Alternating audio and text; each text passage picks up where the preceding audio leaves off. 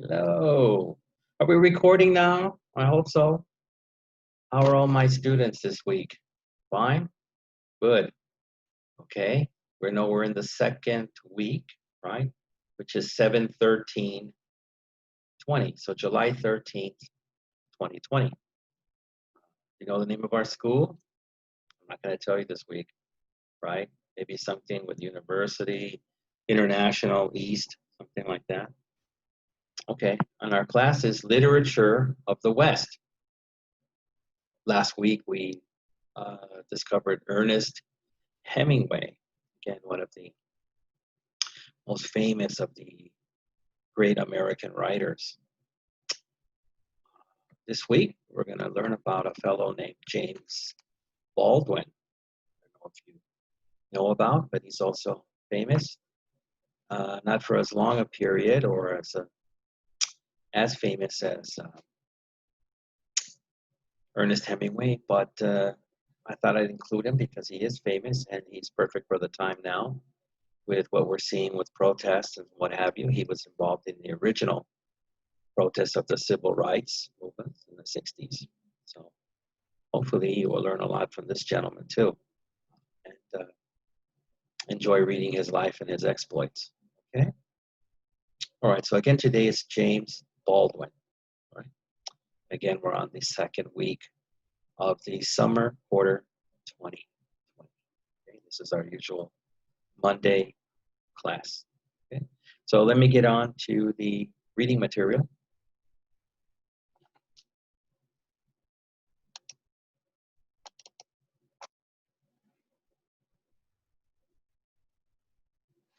Okay, let me set this up to where it's on a wider view for you. So again, English 103, Literature of the West, put myself away up in the corner, maybe even take myself away, who knows?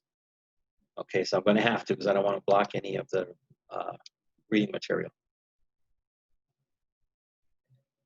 You? All right, so here we have it. Last name first, Baldwin James, or James Arthur Baldwin. Born 1924, died 1987. So we're looking at 63 years. It was a novelist, an essayist. Yes, people do write essays and get them published, even though it's much, much shorter than a novel. Nonfiction writer, so true exploits.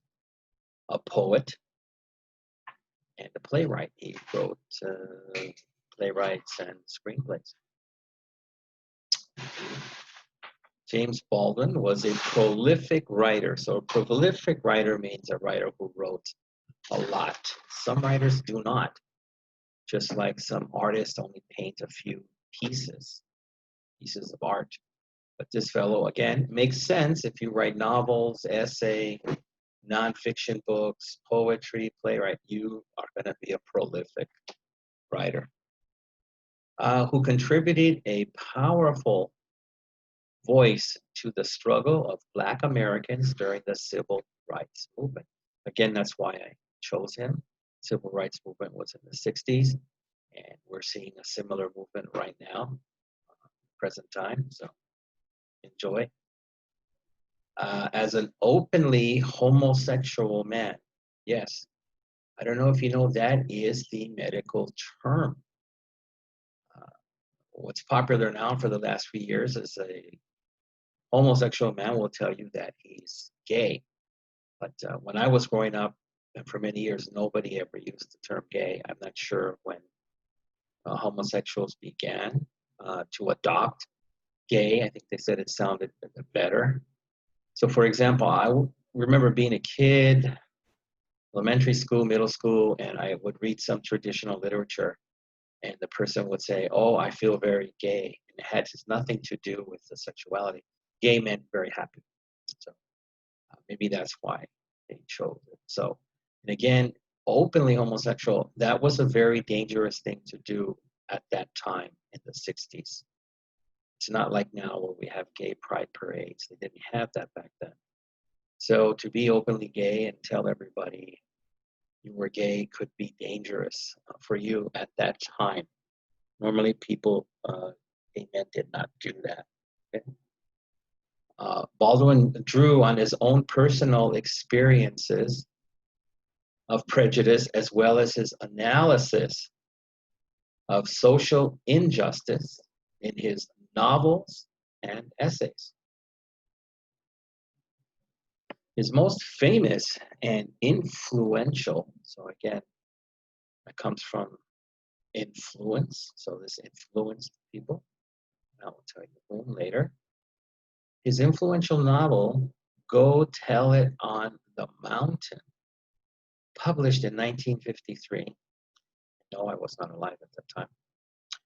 Was a partially, little bit, autobiographical account or retelling of his experiences as a child coming of age in poverty. So it means he was very poor in the Harlem neighborhood of New York. Harlem has traditionally been a black neighborhood, poor. Although Baldwin spent most of his adult life as an expatriate. Have you ever heard that term before? Expatriate? Expatriate is a person that has citizenship in one country, but spends time living in another country and doesn't acquire their citizenship. He stays a foreigner. So if I go live in Korea for 2-3 years and I don't attempt to get Korean citizenship, I'm living as an expatriate. I'm an American living in South Korea, not North. North might not be friendly to me. Okay. So again, I spent most of his adult life living as an expatriate, but not living in the U.S. He remained committed to the fight for social justice in America and returned to New York City later in his life. So eventually came back to America. Not always praised by his critics and often disliked by his audiences. That's a key thing. Even though he was disliked by a lot of his readers or audiences, he kept on writing. So he nevertheless touched a vast number of readers with his sharp examinations or study of issues of personal identity and political prejudice. So again, this personal identity is a big thing now. Now, and I'll give you an example. We're going beyond the, I guess we could say, traditional gay, and as here before, homosexual lifestyle. Now we have the issues of transgender. So people have different identities now. He was talking about these things way back in the 60s. And then political prejudice. It's known that different political parties might work more for one group of society than the other, maybe are prejudiced towards a different group. So he talked about those things. And at that time, very, very few people did this. Critic and scholar Henry Louis Gates Jr. said about Baldwin that he named for me the things you feel but couldn't utter. Utter is a high-level word for say or discuss. So like I said, people at that time, it was, I guess, dangerous for them to come out and openly say, I am gay. So then if you're talking about any type of political prejudice or any other kind of prejudice, most people didn't talk about it. But, so this fellow said, he named for me the things you feel but couldn't utter. He said them, so it made that fellow, Mr. Gates, happy. Jimmy's essays articulated or spoke clearly for the first time to white America what it meant to be American and a Black American at the same time. So now we understand he was not only gay, fighting for civil rights, but he was also Black.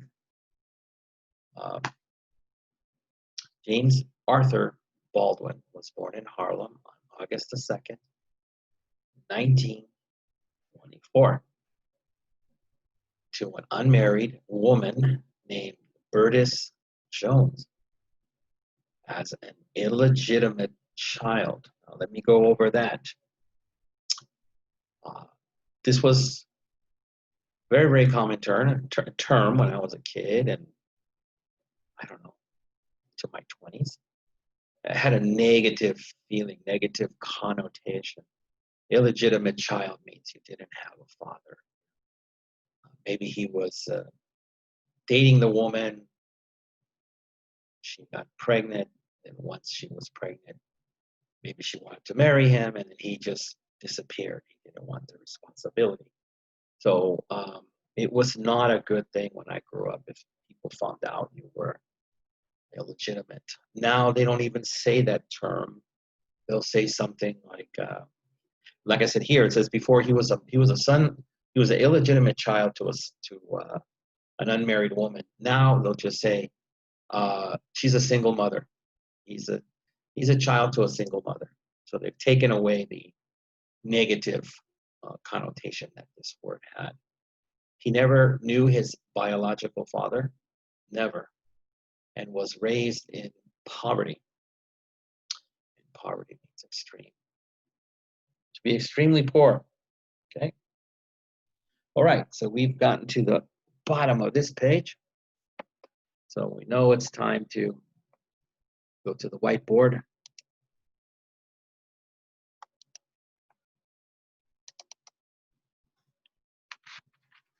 Okay. There we go. Let me get the pencil and start with the questions. There's a lot of little interesting questions that hopefully you will enjoy.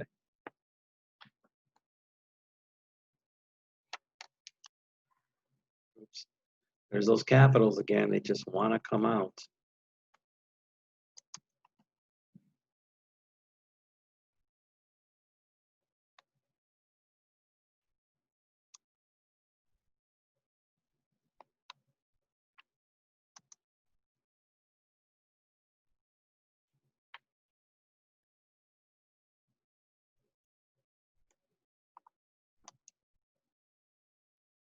All right, first one. Who did James Baldwin give voice to?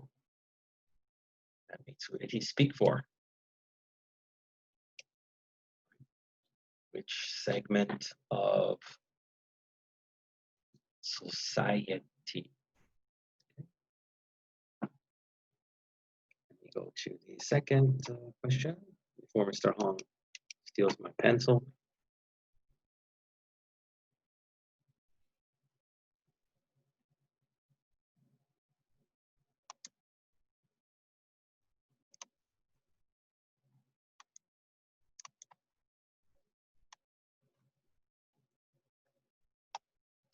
Okay, 2. At which time did he do this? I have to connect these things together for you. You have to have it in your mind. This is not one of my traditional questions where I'm asking you for a certain date, like, oh, he did this in 1922. I'm not asking for a specific date. I'm asking for a specific time in cultural history. Okay? So that's what I'm asking for, not a date. So, for example, like my Chinese students, if we're taking a history class about China, and then I ask a question, during which time was Mao Zedong's wife arrested and many of his allies?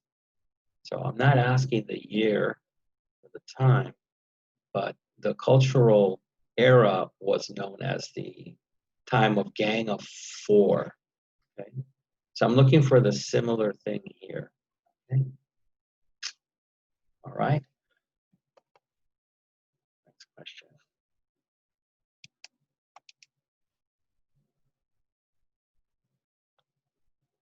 3.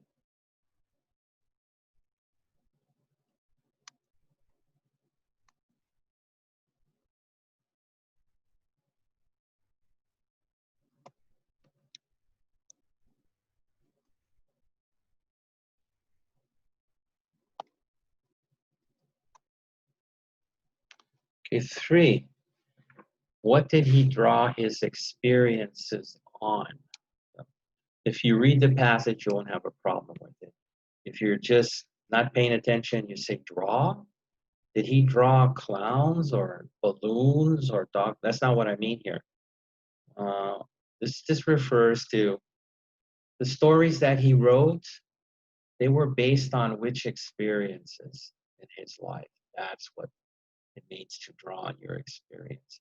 It has nothing to do with painting. Okay.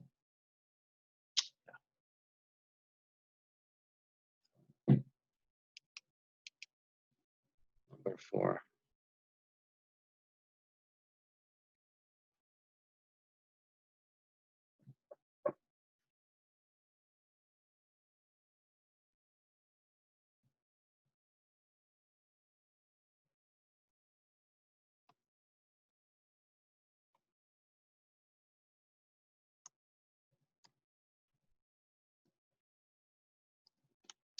Four.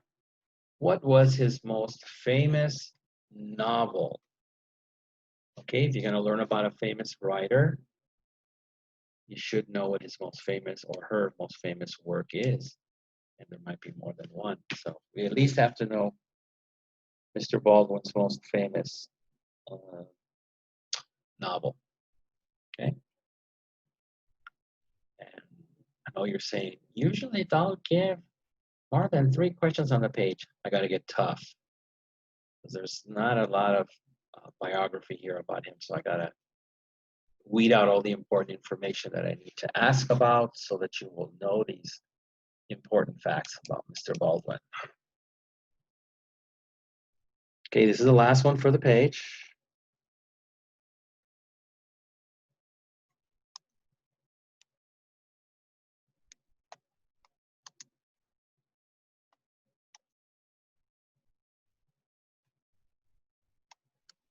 Last one for the page.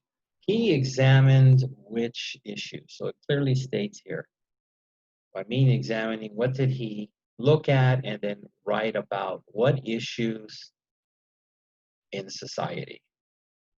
Did he study popular dance? Did he look at baseball or American football? Were these the things or subjects that he examined? I don't think so, but you know, you can believe me if you want. So I'll give you a few minutes to write those down. There's usually, today is more than usual, so I'm going to make sure that I've asked you these series of questions. Mark that here.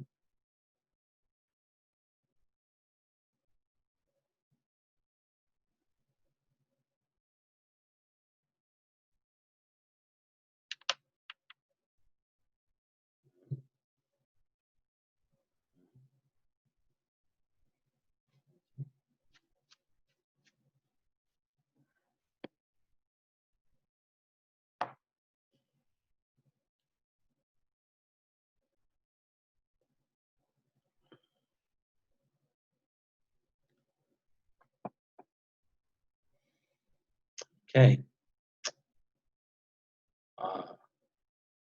Oh, and by the way, if someone, I know a lot of you are taking my other class, and in my recording of the other class, you might have seen Asian woman. That's my sister. Okay, so she pops in today. I told her to stay away, but she likes to give me trouble. If you see her, she's only helping to give you a good experience. Okay, so let me go get the eraser. All right, 1, repeating, who did James Baldwin give voice to? So Who were the people that, since most of the people in the society did not talk about things, but he did, he spoke for them. So which group of people was it? Was it Korean Americans? Japanese Americans? Who did he give voice to? Two, at which time did he do this? Again, I'm not looking for a year, 62, 55. I'm looking for an era, right? I'll give you another hint. Um, they not a specific year, but like for music, they divided. So when people talk about the 50s, it's usually about rock and roll. Okay, Elvis Presley era, right? And then 60s is the Beatles, the British invasion. So it makes it easier for you than just trying to pin an exact date. Three, what did he draw his experiences on? So which experiences in his life did he write about? Not draw. Four, what was his most famous novel? You have to know the name of the novel. Was it Winnie the Pooh and Tigger too? Was it the story of Ronald McDonald? I don't think so. It's just a serious gentleman. Okay, four's gone. He examined which issues. So which issues in society did he examine? So like I said prior, did he talk about baseball, football, the fashion world? What was it that he talked about? Okay, don't believe me though.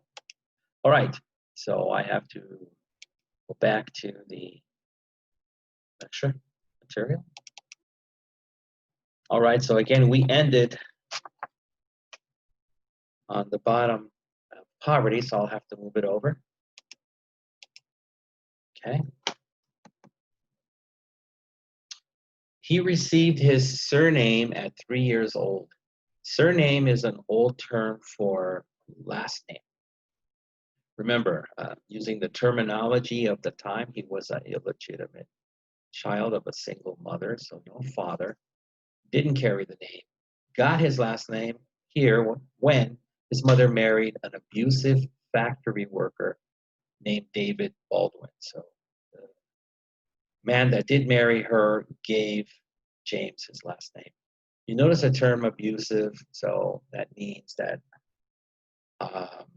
obviously many times he hit and abused a young James Baldwin.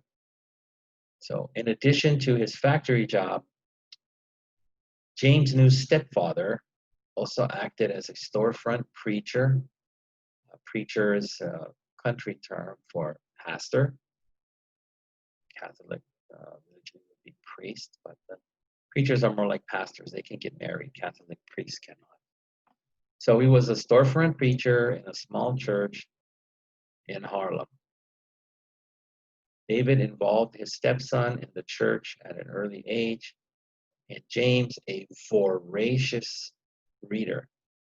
Voracious is a term that's similar to being very, very hungry, except you're hungry for reading or knowledge. So obviously James probably read everything he could get his hands on, library books, newspapers, the Bible. So he just read everything. He was very voracious.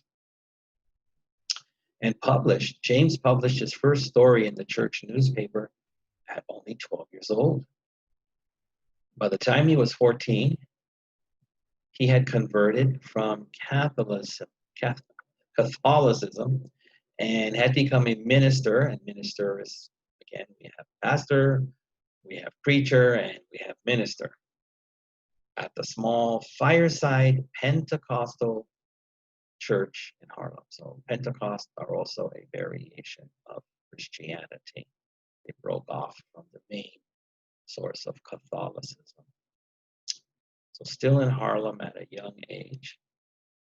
Although James later exchanged his passion for religion with a passion for literature, critics have said that the fiery preachings of the Black church are still echoed in his writing. So what they mean there is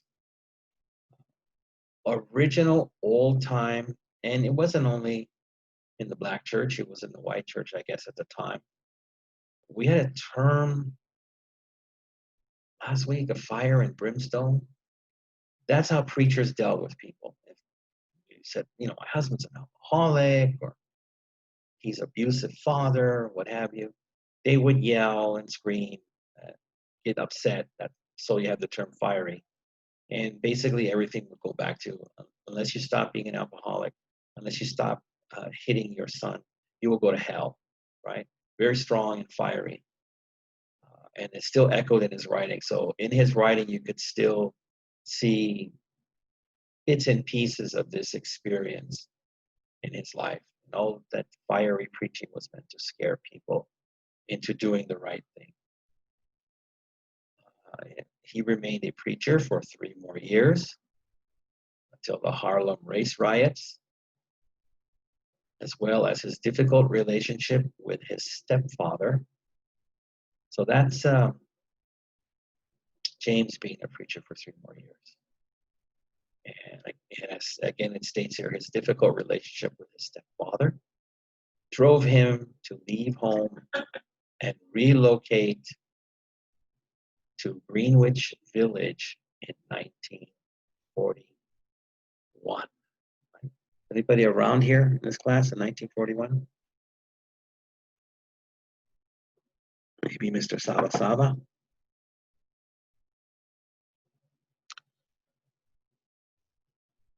Okay. In 1943, at the age of 19, Baldwin quit the last of a series of ill-paying jobs. That's how they used to say that. Now we say low-paying jobs. And became a full-time writer. Good for him. His first book, a collection of essays about the storefront churches in Harlem, was not a success. Publishers repeatedly rejected his work, though he did succeed in publishing numerous book reviews and essays in publications such as The Nation, The New Leader, Commentary, and Partisan Review. These works won him the Rosenwald Fellowship. It's a big award. Later that year, due to sexual identity problems, so that means more or less he ran into some problems when people found out that he was, to use the term of the time, homosexual or gay. And at that time, they could, if they wanted to, not, let's say, rent an apartment to someone that was gay, maybe not give that person a job because they felt uncomfortable with the person being gay. So he had sexual identity problems. Doesn't state exactly, but those are probably 2 of the biggest issues. The suicide of a close friend, that always affects people very deeply. And the state of U.S. race relations. So what they're saying there is that U.S. race relations at the time were not good. Again, this is way before Martin Luther King in the 60s. I'm not sure. I think maybe blacks could not vote at that time. I think that happened in the 50s. So there was a lot of issues there that made it difficult for Black people in different cities of the country. Baldwin chose to leave New York and take refuge or escape to safety in Paris. So we all know that's in France.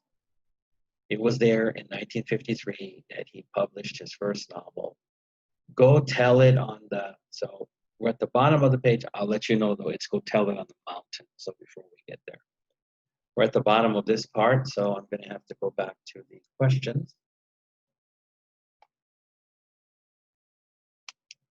Oops. Let me just go back.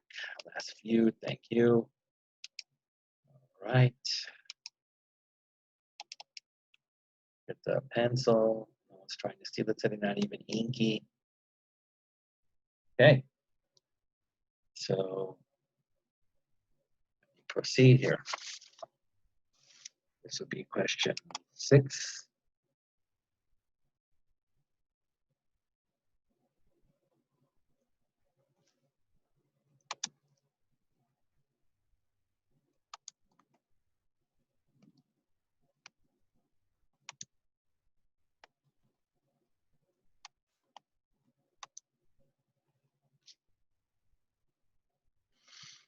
He later changed his passion for what? So the meaning here is originally he had some kind of passion in his life as a very young boy, and as he grew up, he changed it for something else.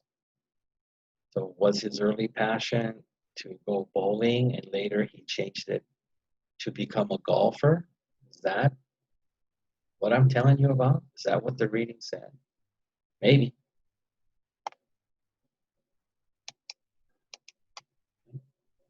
Seven.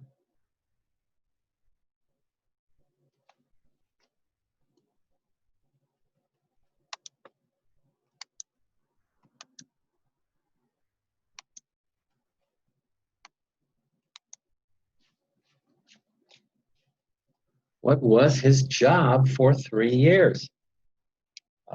Did he work at McDonald's as a hamburger chef? Did he work at a car factory? What did he do for 3 years? States there.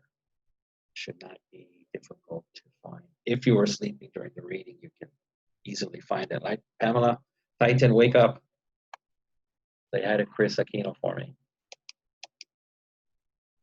I know you know her. Okay, next one. This is going to be, again, important for your knowledge of his career.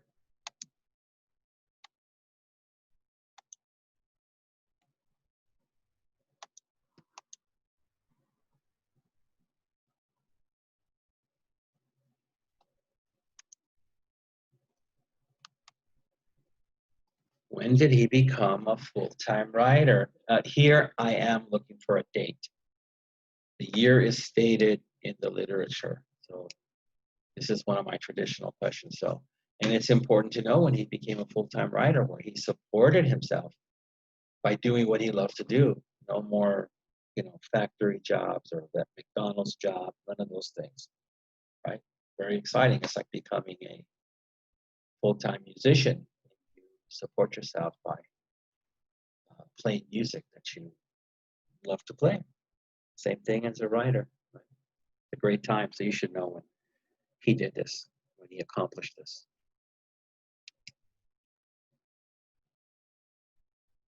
Oops, my pencil doesn't want to write. Did somebody break my pencil when I wasn't paying attention? Okay. There's another thing. We have to stay abreast of his accomplishments.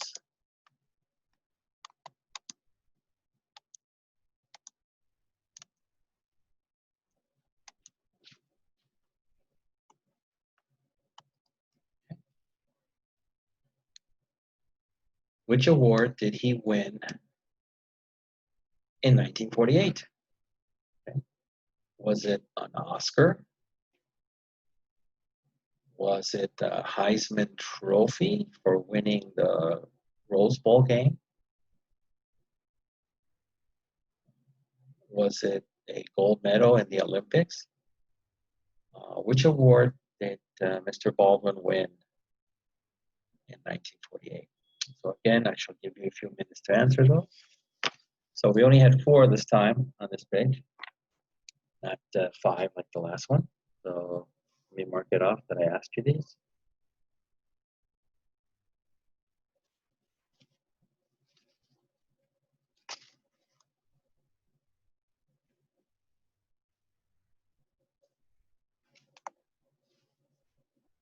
Take your time. Again, I don't want Caroline or Mukbayar. Oh, you erased them so quickly. I was asking my boyfriend where he was going to take me for dinner, and then you erased them. So put them on hold, Mookie, and write these down. You can answer them later as you go over the lecture again if you want. Okay? Give you a few to do that. Then I'm going to have to go get the eraser. Or Temujin tries to hide it. Temujin, I hope you're listening right now and not over at the Starbucks across the street. Okay? That's where I usually find you. Hiding from Tal. Okay, you get the eraser. And I shall go over these again, repeat these for your benefit, free of charge. Mr. Baldwin, he later changed his passion for what? So he had an original passion, again, was it bowling? And then he changed it for basketball. Okay. That's gone, 7. What was his job for 3 years? Again, was he a McDonald's hamburger chef? Did he work at a car factory like Chrysler or Subaru? What did he do for 3 years? 8. When did he become a full-time writer? Again, this is important to know. This is a big, big goal for writers. 9, which award did he win in 1948? So again, I put the possibilities of Heisman Trophy, gold medal, or Oscar. It was in a great movie. Take a guess. Actually, you don't have to guess, just read the material. Okie dokie. So let me go back to the lecture.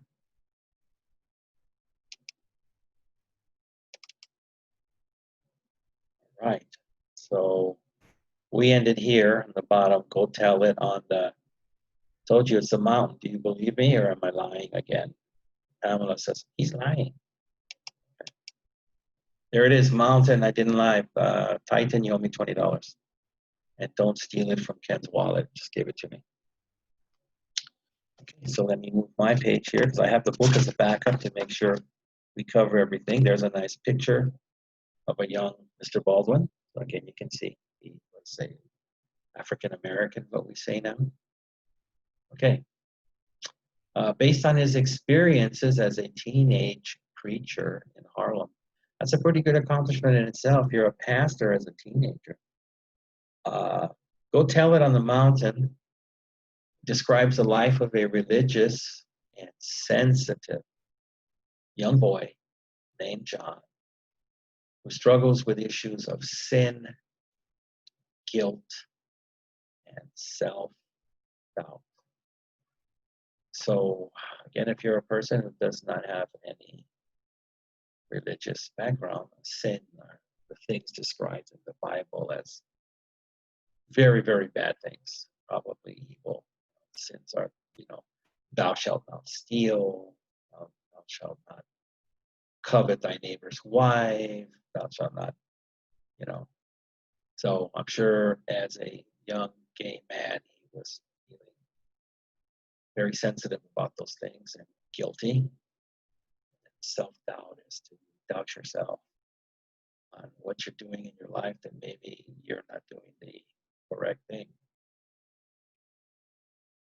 So the novel, again, Go Tell It on the Mountain, won him widespread acclaim, so fame from all around, and was well received by both literary critics and the public, which is shocking.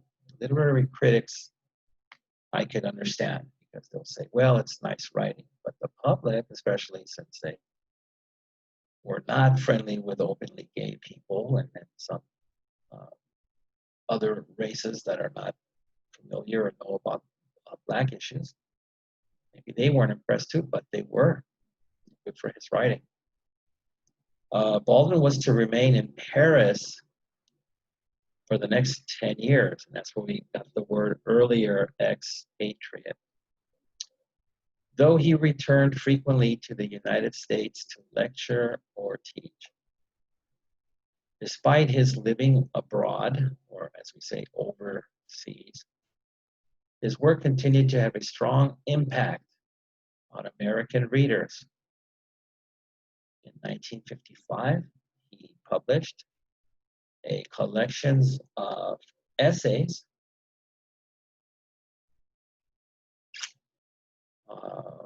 entitled Notes of a Native Son. So native referring to that he is an American, which provided a powerful description of American racism that succeeded in reaching white American audiences. So when it reaches them, it means that they read his experiences and I don't want to say enjoyed, but it touched their heart and they were starting to understand about his background.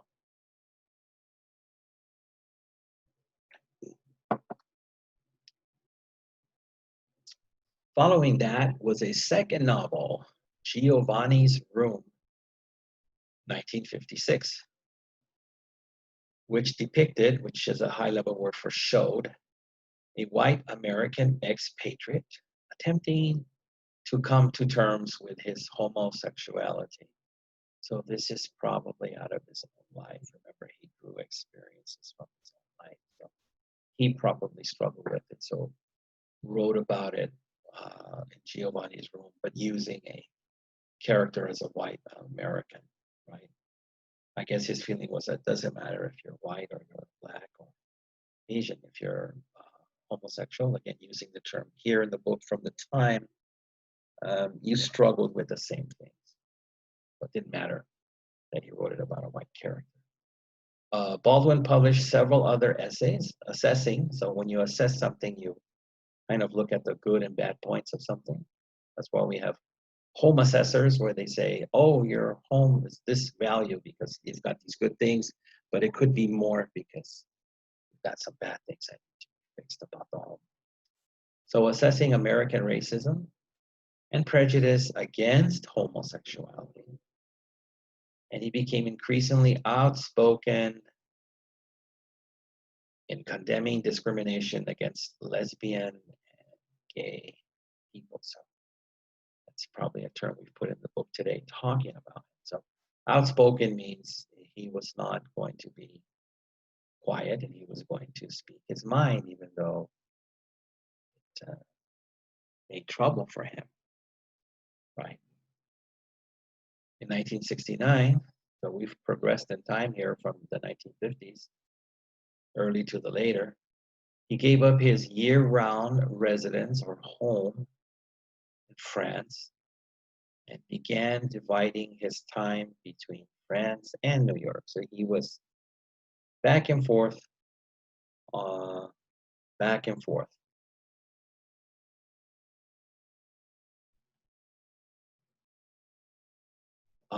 Through his writings on racial issues,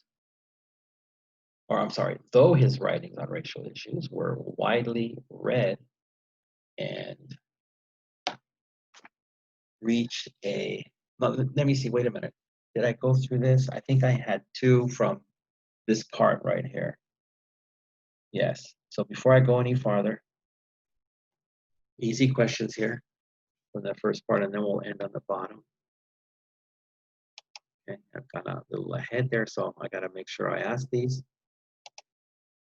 Okay. Pencil time. Thank you, Tom. So we're looking at question 10.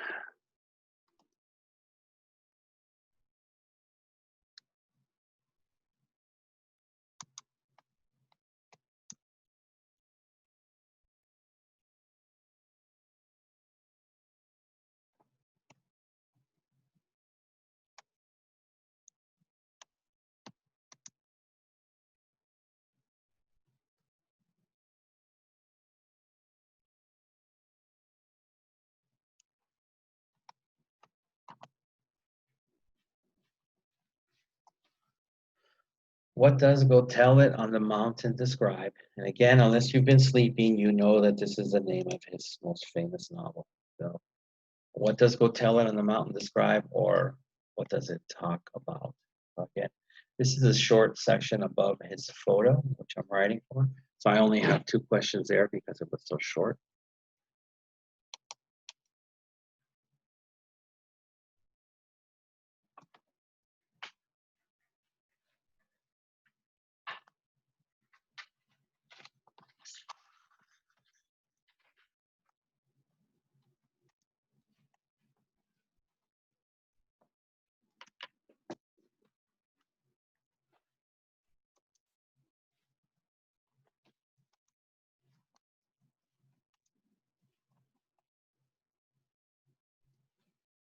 Okay, so just 2 in the short reading.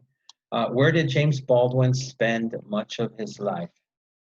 So I'm going to get a funny guy like maybe Temujin on the test. If he doesn't pay attention, he's going to say, oh, he spent much of his life at Disneyland or Magic Mountain. No, that's not the case.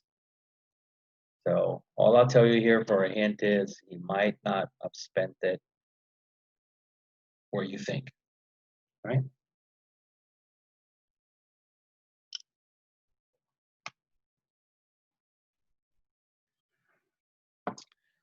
But again, you know, here's a hint. Temujin's from Ulaanbaatar, but the longer he stays here,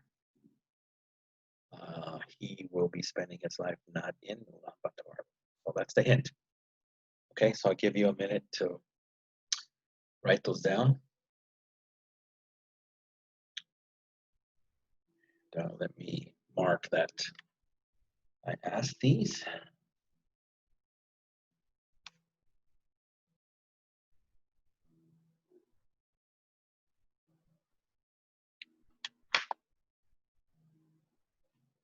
So Inky, doing okay? Still entering this modeling contest? If you win sometime, make sure you give me half of your winnings, okay? So I can buy some food at the Golden Mongolian. Okay, are we okay on those 2? So let me go to the eraser. Right, so again, repeating 10. What does Go Tell It on the Mountain, again, his most famous novel, describe or talk about? What is the theme or themes? 11. Where did James Baldwin spend much of his life? Again, don't copy from Temujin when he says Disneyland or Magic Mountain, or even Sohee, who says, I think it was Universal Studios. Okay. No, not there. So let me erase this. Okay, let me go back to the lecture. There's this picture again. So the questions were from this area, okay? And I have read down to here, where he gave up his year-round residence in France and began dividing his time between France and New York. Okay.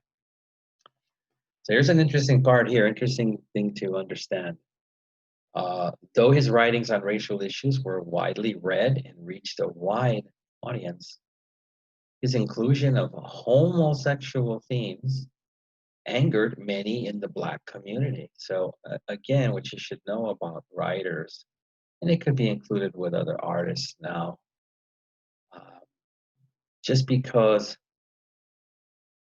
let's say, for this fellow, in fact, just because he was Black and he wrote about Black themes, not every Black person was happy about it.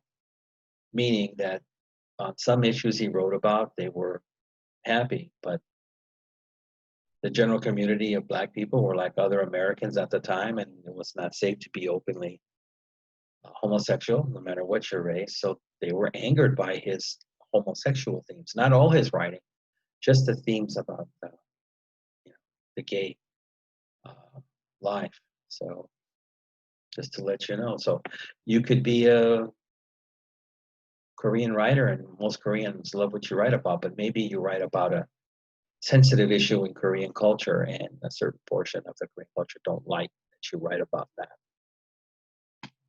Okay. Following the 1962 publication of Another Country a novel about racial and gay sexual tensions among New York intellectuals. So intellectuals are people that are considered very highly educated, probably PhD, doctorate degrees, writers, philosophers, things like that, people that discuss very high level issues, not like your regular guy that's like, hey, are the Lakers playing tonight? How many points is LeBron gonna score? They don't talk about issues like that. But I guess, according to his novel, there was some gay New York intellectuals and there was racial and gay sexual tensions. Eldridge Cleaver of the Black Panthers. Black Panthers was a black group of mostly men in the 1960s that voted for pride and respect of the black community and went about marching and helping the black community and trying to show power. So Eldridge Cleaver was one of their leaders. And he asserted that Baldwin's writing displayed an agonizing means very, very painful, and total hatred of blacks. So this is Baldwin's analysis of the Civil. So what is meant there is that, I guess if, for Eldridge Cleaver, as long as James Baldwin was writing about the black struggle, the disrespect they received, it was okay. But when he wanted to write about a section that he felt of the black community that were gay, this really, really made Eldridge Cleaver very, very upset. I guess he was very heterosexual, so that's why he made these comments. Okay, so let me proceed, and this will be the end here. But don't worry, I got something else for you. We got a little bit of time to fill up after I finish the reading and give you some questions. Yeah, you're gonna love it. All right, so civil rights activities of the 1960s also earned him a fair amount of negative attention from the US government. Oh, that's not good. Following the 1963 publication of The Fire Next Time, in which Baldwin examined the Black Muslim movement and discussed the role that violence would potentially, which eventually, play in the civil rights movement, again during the 1960s. The US Federal Bureau of Investigation, FBI, made him a special target, eventually accumulating a file or acquiring a file with more than 1,750 pages chronicling his activities. So to give you a similar example, I still think a lot of you know who the Beatles were. And John Lennon, the unofficial leader of the Beatles, was, I think, late 60s, maybe early 70s, started living in the United States and I think acquired his citizenship. He started living in New York with his Japanese wife, Yoko Ono. And he made some comments and put some things in songs like Mr. Baldwin that were critical of certain things in the United States. And the FBI also investigated him and wanted to see if he was trying to turn American youth against the United States. And they also acquired a large file on him, even possibly thinking that if he continued or got more severe in his protests, because he did protest, that he might be kicked out of the United States and lose his citizenship. All right. James Baldwin's eloquent means you have a nice style about the way you speak. It's not like flat, like a robot. Yes, I will do tonight. Thank you. Right? It's very eloquent, like ballerina, dancer, smooth, and honest treatment of civil rights issues made him one of the most influential writers of his time. So he influenced a lot of folks there. In addition to the works mentioned above, he also published the plays The Amen Corner, 1955, and Blues for Mr. Charlie, 1964. So 9-year span. Like I said in the beginning, he was a prolific writer. And wrote a volume of poetry entitled Jimmy's Blues, 1983. Look at that. From 55 to 83, that's almost 30 years, 28 years. Very impressive. In addition to the Rosenwald Fellowship, which we talked about earlier, Baldwin also received a Eugene F. Saxon Memorial Trust Award. Don't worry, I will not ask you a question about Eugene F. Saxon. You don't have to worry about that. It might sound like a strange name for you. This is even a worse one, a Guggenheim Fellowship, which is very important, a Partisan Review Fellowship, and a Ford Foundation grant. Baldwin was also a professor in the African American Studies Department of the University of Massachusetts, or how I used to say it as a kid, Massachusetts, at Amherst, the School of Amherst. He spent the last years of his life in Saint Paul de Vence on the Riviera in France. So he returned to live out his life in France. I can only assume that he felt more comfortable there, where he died of stomach cancer, sadly, on November 30th, 1987. And I think I was alive in 87. I might have been 2 years old. Okay. So that's the end of our reading. So I got to give you the last questions there for this reading. Okay.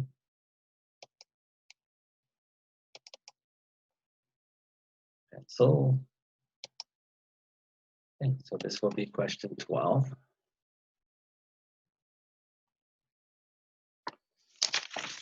And I can put the book to one side here. And let me concentrate on the questions.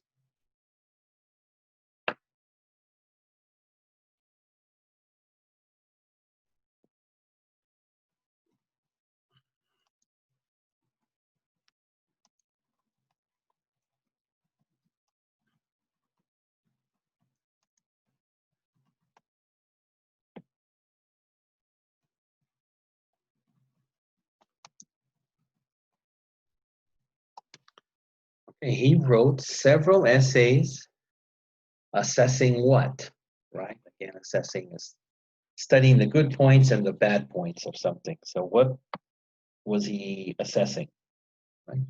He wrote several essays about these things. Okay. All right. 13.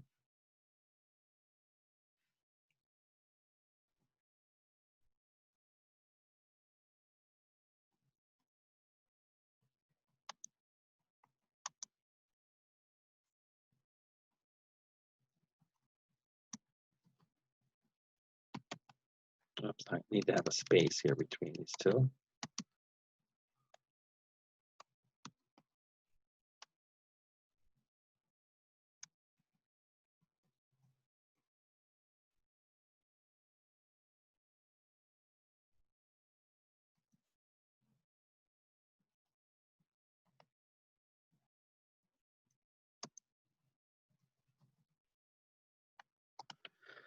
What did the Black Panthers think about Baldwin's writings?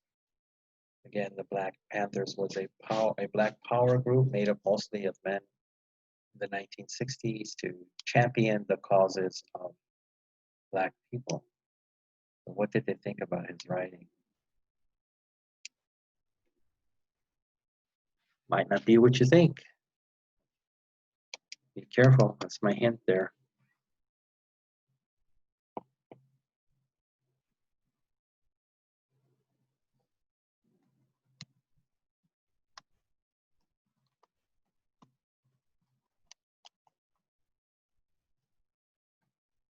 And again, I want to put things together.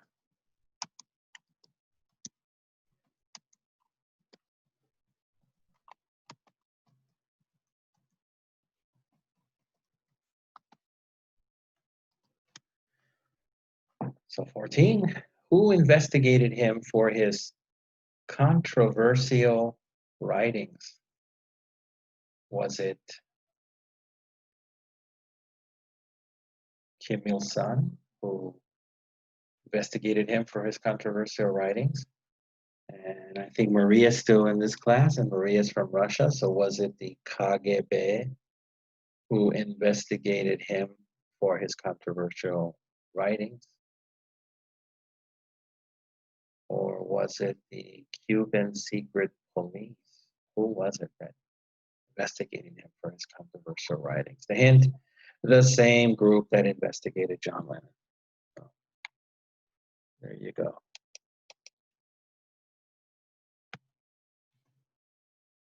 Okay, and the last question for this week's writing, week 2.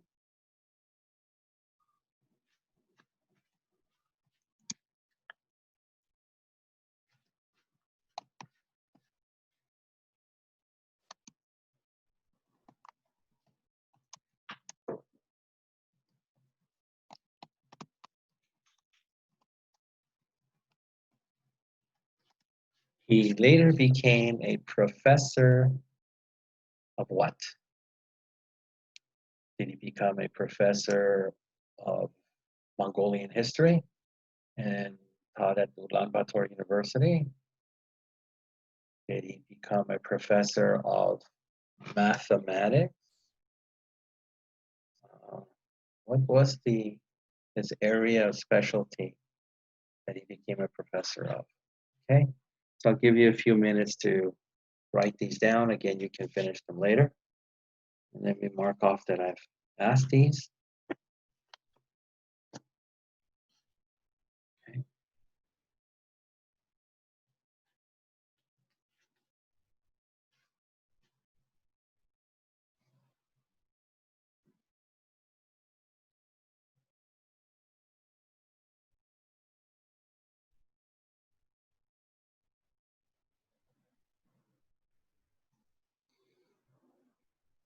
Okay.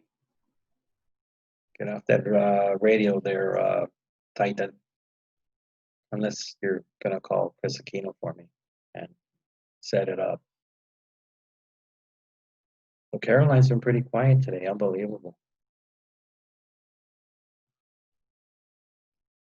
Okay, so should I go for the eraser now? All right.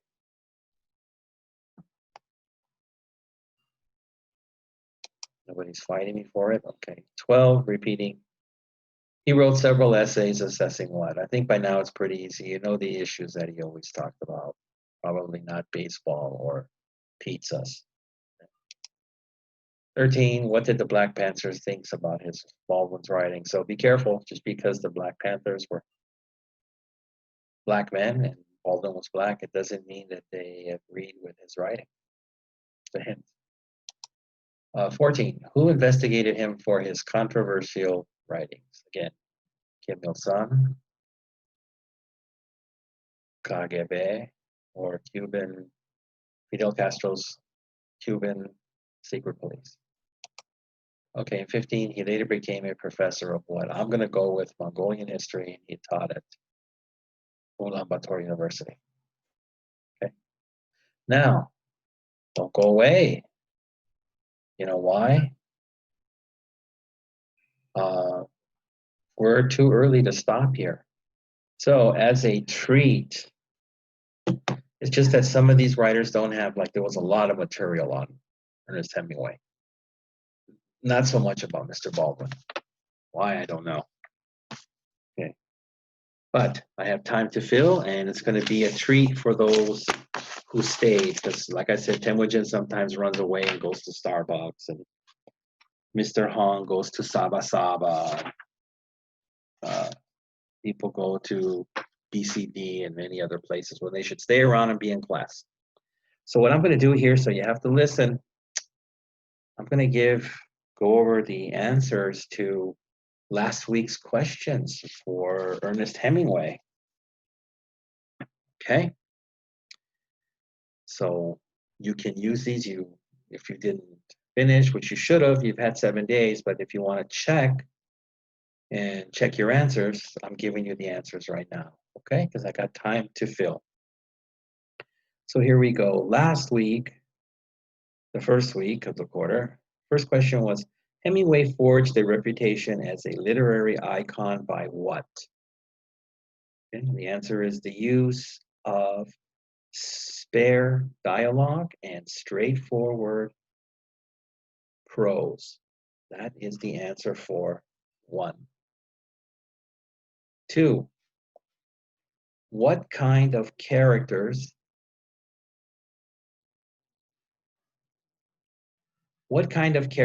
did he like to portray? Again, we're talking about Hemingway. Giving you the answers so you can check. He liked to portray soldiers, hunters, and bullfighters. I think that would be a good profession for Temujin. He's quick on his feet. He could get away from the bull pretty quickly and make a lot of money. Okay, 3, nature was what to him, or nature, right? Nature became the touchstone of his life and work, right? Or the centerpiece. I went over touchstone last week. 4, after he graduated high school, what did he learn from working at the Kansas City Sun newspaper? He learned short sentences, short paragraphs, active verbs, and authenticity in his writing. So to be very, very honest to the subject, which some writers are the opposite. They just try to make it sound as exciting as possible. Okay, so we're on to the next set. What did his work, The Sun Also Rises, introduce to the world? And it introduced a group of writers known as the Lost Generation. And then 10 is connected to 9. What was it? Meaning the answer. So you say, what was it, the Lost Generation? Exactly.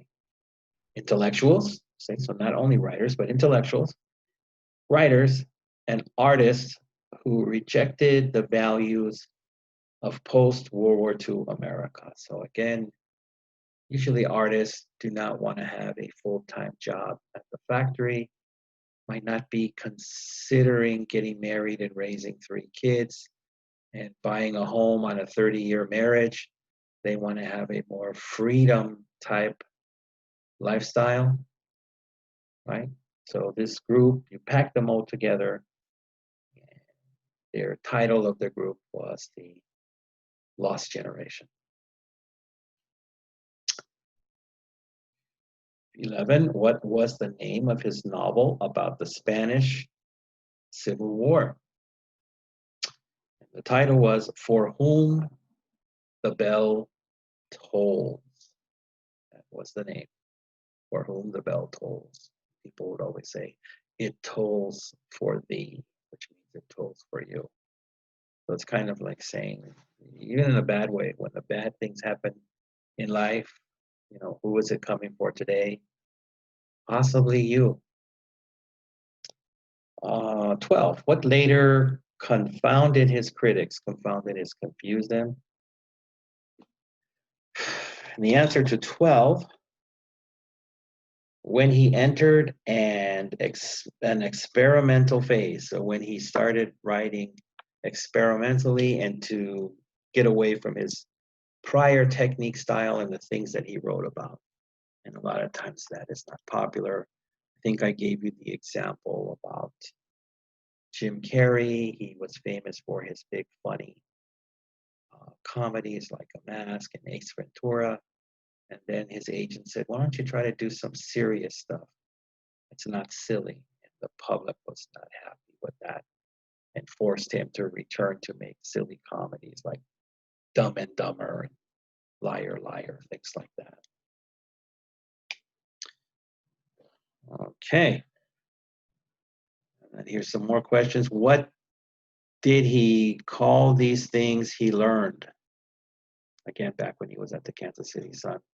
The best rules he ever learned for writing. So that's what influenced his writing. Okay, next. What was the name of his first widely successful novel? Again, we're learning about these Western writers. We should know their famous works. His first widely successful novel was A Farewell to Arms, again, about the World War I experience as an ambulance driver for the Red Cross. Next, when he was a correspondent in Europe, who did he meet? So he's going to meet some famous people. So, like I said, I was hoping Portray didn't write, oh, he met the Walt Disney or Charlie Chaplin. No.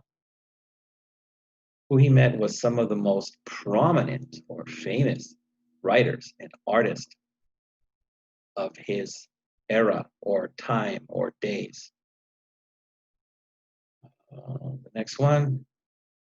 What did he believe would actually strengthen a story? Omitting or leaving out the right thing, which is very, very contrary to most writers. They have to have the right thing in there. But I guess for him, he felt it makes it more interesting when that is missing, makes the reader think more about the situation instead of just going along and easily enjoying it. Why did the writer leave this out? Or what is this missing for? So it's kind of like those movies that have a strange ending. You don't quite understand why this is or what's going on. The traditional ones, they always want to show you it's a format. They want to show you that there's a problem, then there's a struggle, and then a hero comes forward and fixes the problem, and then marries the girl, and we have a happy ending, and we live happily ever after. But some directors do it differently. There's even a Korean director that I like. I don't know if he's made a movie in a long time. His name's Kim Ki-duk. He made a movie called Psalm, which means island in English. And I have yet to understand the ending of that movie. I don't know quite what he was trying to say or symbolize. Okay. All right, and then we're going to go off to our last, I guess, yes, our last set of questions from the second week about Ernest Hemingway. How did he portray himself in fiction versus nonfiction? So when he wrote fiction, which is fantasy, not true or not authentic, he presented himself one way, and then nonfiction, which is supposed to be truthful, he presented himself another. So the answer there is, in fiction, he presented himself as negative. In nonfiction or truthful, he portrayed himself and his character as a hero or heroic. Okay, the next one, which would be 14. Which of his novels won the Pulitzer Prize in 1952? So that would be one of the ones if I asked you, and you know how you're not supposed to have your cell phone, students, because the management put it on by the whiteboard, but you keep it under the table and you pull it out, you could probably find the answer by Googling, but you're not going to do that, right? Yeah. So again, which of his novels won the Pulitzer Prize in 1952? The Old Man and the Sea. I have read it many times. It's quite enjoyable, and it's not long at all. It's not what you think of a long 1,000-page novel, not at all. But it's very, very simple, very, very good. Touches on the basic feelings of life. So I recommend it. 15.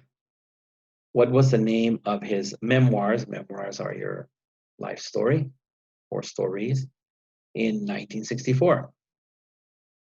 And the title was A Movable Feast. So Feast is the party where you almost have too many varieties of food there. And then he has the word movable. So quite an interesting, different, offbeat kind of title, maybe referring to the feast or all the, instead of food, it's a metaphor for all the delicious things. Because if you remember last week, he was married quite a few times, fell in love with a lot of ladies, and had a lot of adventures in war and all over the world. So those things are the feast. And then movable, because again, he experienced these things from Spain to Germany to Cuba to Wyoming to Key West. So that's my guess about the movable feast. So I've covered all the questions I gave you last week for Ernest Hemingway. So expect that next week when we talk about another author. At the end, I will go over the answers for today's questions about James Baldwin. Okay? So I hope you enjoyed the second week here at International University of the East, and I shall talk to you soon. Okay? Have a good weekend. Bye-bye.